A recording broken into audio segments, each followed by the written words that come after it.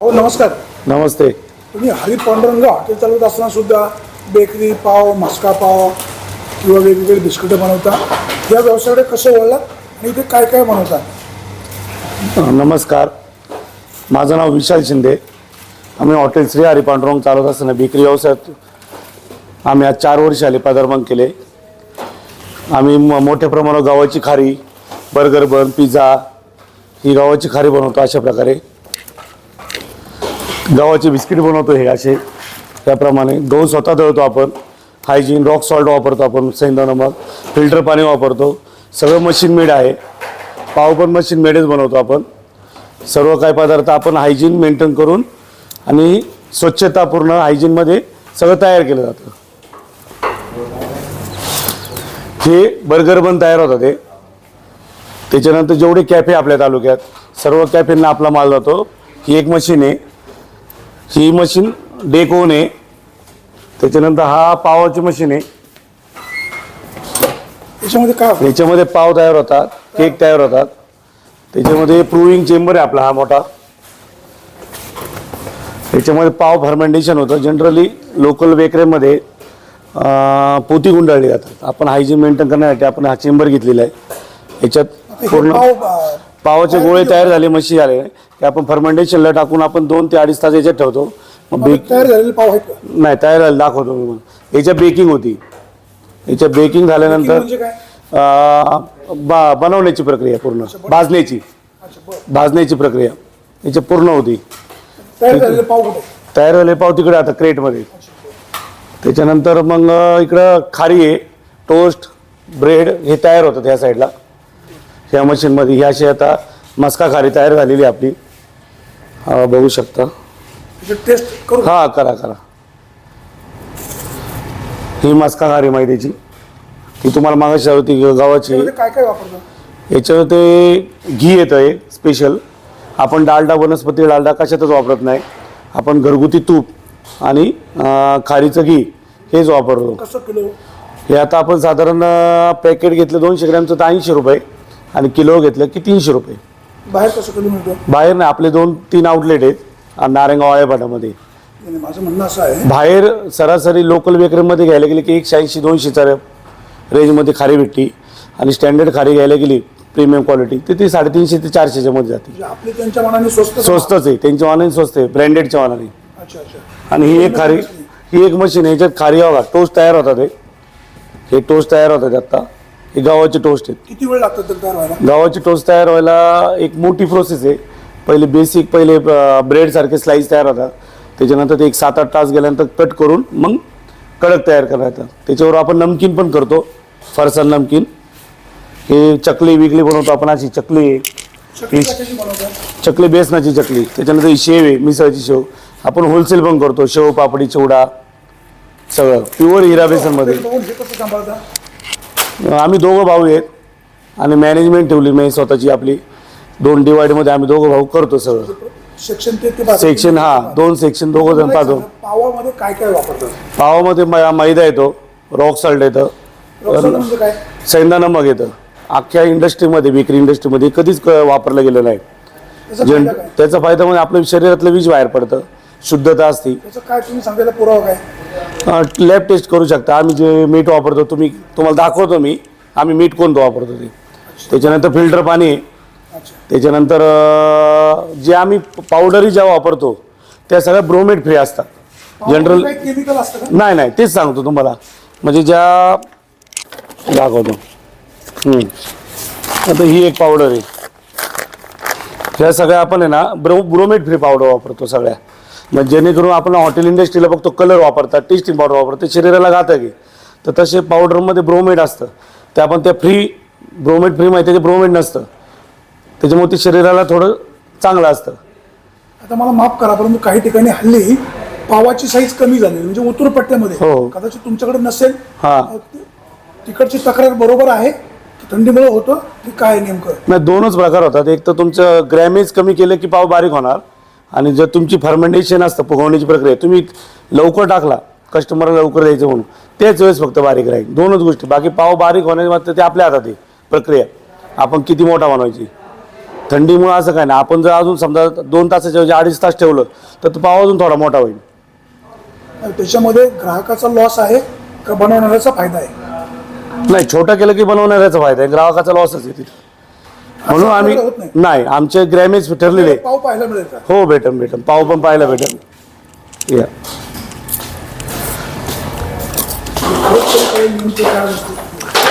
हो का, आता हे रॉक सॉल्ट आहे, हे वापरतो आपण अच्छा अच्छा. पावासाठी. पावासाठी नाही, सगळ्यात बेकरी ऑल प्रोडक्टला. हे मिक्सर आहे, अच्छा. त्याच्यानंतर हे लाटण्याचं मशीन आहे, खारी पिझ्झा बेस. हे पावाचे गोळे बनवण्याचं मशीन आहे. शुद्धता राखण्यासाठी कसं नियोजन करता? आता इथे पण पाहतोय एकाच्या डोक्यामध्ये प्लास्टिकची पिशवी आहे, एकाच्या डोक्यामध्ये नाहीच आहे. यांना घामाचा प्रॉब्लेम आहे, थोडंसं पोळ्या आले बारीक. घाम खाली पावात किंवा नाही, मग त्यांना ते आता गरमीमुळे ना त्यांना त्रास होते, त्याच्यामुळे आज नाही, शक्यतो 99.99% पिशवी आहे, थैली वापरूनच करतात, ते पिशवी वापरूनच करतात. हे पाव गोळे तयार करतात. गोळे करतात. हा, त्याची साईज फिक्स असते का? साईज ग्रॅमेज फिक्स असतं. साधारण आहे ना. साईज कुठलं इन्स्ट्रुमेंट फिक्स करतो? हा हो, इथं आहे हे ग्रॅमेज आहे. इथं हे ग्रॅमेज 35 ग्रॅम, 40 ग्रॅम, 50 ग्रॅम, 55 ग्रॅम वजनाचं. मग ते तेवढे तयार होतात गोळे. आपण पाव कशी आहे? ही त्याच्यानंतर ही बिस्किट बनवण्याची मशीन आहे आपली. बिस्किट ही कुठल्या प्रकारची बिस्किट बनवतात? सगळे गव्हाचे बिस्किट आहे, नाचणीचे बिस्किट आहे, ओट्स आहेत, हे सगळे आपण तुपात बनवतो. आता दुसरा एक प्रश्न म्हणजे तुम्ही तुमचा मित्रच आहे, तर हे सगळं बनवायला फूड लायसन आहे ना? फूड लायसन दाखवतो तुम्हाला. फूड लायसन आतमध्ये हे कसलं? ही केक रूम आहे, या ना. हे सगळं केकचं मटेरियल आहे, हे सगळं स्टँडर्ड मटेरियल वापरतो आपण केकचं. त्याची फिलिंग आहे. केक पण बनवतो? हो, केक पण, बर्थडे केक पण बनवतो. आता लोकांनी पाव, मस्का पाव, केक किंवा बिस्किट तुमच्याकडेच का घ्यावे? असं वेगळे पण काय? आम्ही जे प्रोडक्ट बनवतो ना ते पूर्ण आहे ना, रॉ मटेरियल जे वापरतो ते पूर्ण आहे ना हाय क्वालिटी वापरतो. दुसरी गोष्ट, त्या प्रोडक्टची काळजी घेतो आम्ही. येणारं पाण्याशिवाय काही कोणतीच गोष्ट बनणार बेकरी इंडस्ट्रीत.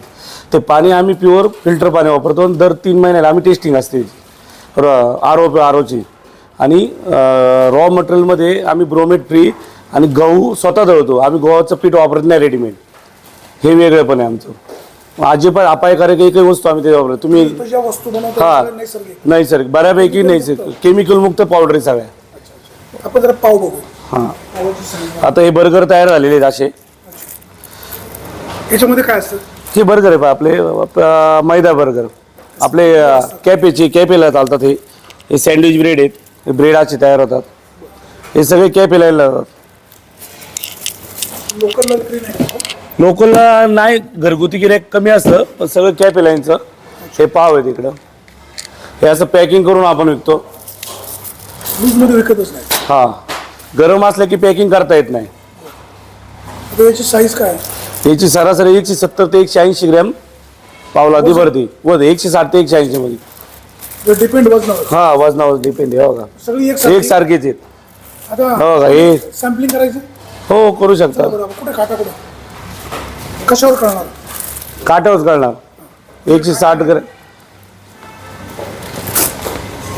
हो, 168. किती असतो? किती असायला पाहिजे? 160 ते 180 मध्ये. अच्छा, 160 ते 180. हा. 168 आहे. हो. हे दुसरा अच्छा 182 आहे.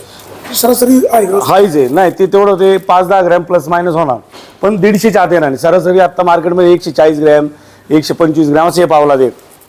आणि ते कट प्रकार होतो. होतो. ते हातानेच बनवतात सगळं. आपण मशीन मेड सगळं.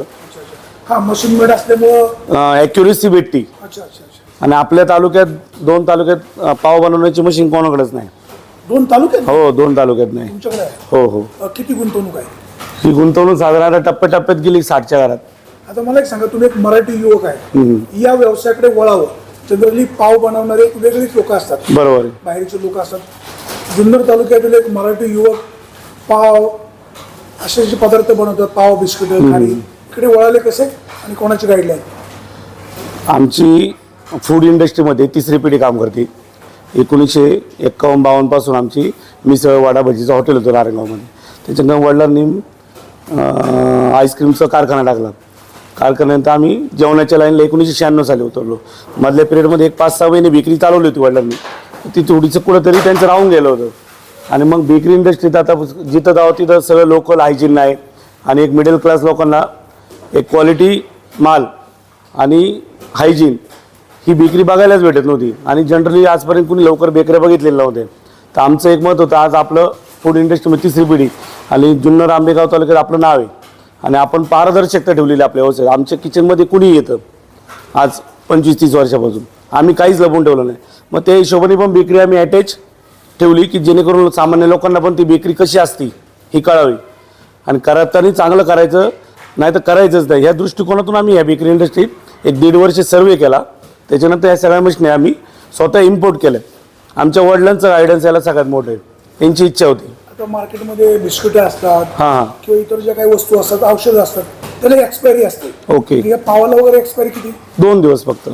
2 दिवस. 2च दिवस. हा पाव 2 दिवसाच्या अगोदरचा आहे किंवा 2 दिवस होऊन गेलेले आहेत, हो. ते ग्राहकांनी कसं ओळखायचं? त्याला बारकोड सिस्टीम आहे आपली. आता इथून काउंटरला गेले त्याला बारकोड बसणार मग ज्यावेळेस विकायला जाईल. किंवा हे झालं आपलं. पण बाहेर कधी कधी लोकांना असं वाटतं की हा शिळा पाव आहे, हां. तो ओळखायचा कसा ग्राहकाने? तो ओळखले तर तो ड्राय पडतो आणि भुगा तयार होतो किंवा आंबूस वास होतो. आता आपल्या पावामध्ये ब्रेडमध्ये ईस्टचं प्रमाण खूप कमी आहे. त्याच्यामुळे काय होतं, आपण 2 पाव खाल्ले 3 पाव खाल्ले की थोडं असं पोट जाम झाल्यासारखं वाटतं. तसं आमच्या पावाने तसं त्रास काय अजिबात होत नाही. हा एक फरक आहे मार्केटमधल्या पावामध्ये आणि आपल्यामध्ये फरक आहे. दररोजचा सेल किती होतो? सरासरी आपला 10 ते 12,000 रुपये 15,000 रुपये सेल होतो 3 काउंटरमध्ये. व्यवसाय परवडतो? मार्जिन बेस हॉटेल इंडस्ट्रीपेक्षा कमी जरी असला तरी ह्या इंडस्ट्रीमध्ये आपली लोक नाहीत. तर आमची इच्छा आहे की प्रत्येक गावात एक आपली विक्री व्हावी आणि याला आम्ही मार्गदर्शन करायला आज तरुणांनी पुढे हो यावं तरुणांनी. आणि एक कुटुंबाने जरी एक बेकरी सांभाळली छोटीशी आणि आपल्या लोकांनी त्यांच्याकडूनच पाव घेतला तर सहज एक कुटुंब चालेल. काय कुठं काम करण्याची गरज नाही बाहेर. तरुणांना काय आव्हान? तरुणांना हेच हवं, ईर्ष्यापोटी व्यवसाय करू नका कोणाच्या. मेहनत जपा. घरगुती कुटुंब एक छोटी बेकरी 5 ते 6 लाख रुपये चालू करू शकता. त्याच्यात तुम्ही ग्रामीण भागात पाव टोस्ट बटर या 3-4 गोष्टी बनवू शकता. त्याला आपण मार्गदर्शन करू शकतो.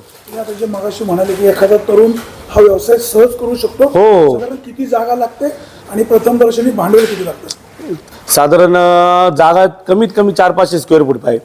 त्याच्यानंतर दोघांना मिळून हा व्यवसाय होऊ शकतो आणि कमीत कमी भांडवल 3 ते 4 लाख रुपये लागणार. आणि याला गव्हर्नमेंटची सबसिडी पण आहे, पण त्याला मेहनत खूप आहे. जर वर्कर लोकांना डिपेंड व्यवसाय केला तर तो 2-4 महिन्यात बंदही पडू शकतो. त्याच्यासाठी स्वतः शिकण्याची इच्छा ठेवावी प्रत्येकाने, मराठी तरुणांनी. हे सगळं तुमचं ऑटोमायझेशन आहे? ऑटोमॅटिक तरी आम्ही शिकलोय. स्वतः बनवू शकतो? हो आम्ही बनवतो. एखादा कर्मचारी नाही हो हो हो होतं ना. आज आमच्याकडं 12 कर्मचारी काम करायचे, आज 2-1.5 महिन्यापासून फक्त 2च कर्मचारी काम. आता आम्ही दिवस रात्र इथं हॉटेल संपले की 3 वाजेपर्यंत काम करतो. हे 2 आहेत आमचे, ते पंडित म्हणून आहेत आणि संतोष म्हणून आहेत. हे 2 कर्मचारी 15 ते 16 तास आमच्यावर उभे राहतात आणि आम्ही स्वतः त्यांच्यावर उभे राहतो. सगळे कर्मचारी खुश? खुश एकदम घरच्यासारखे काम करतात, पण त्यांच्या जोडीला आपण उभं राहतोय.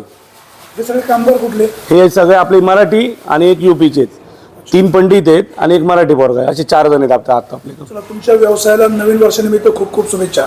धन्यवाद. Thank you sir, thank you.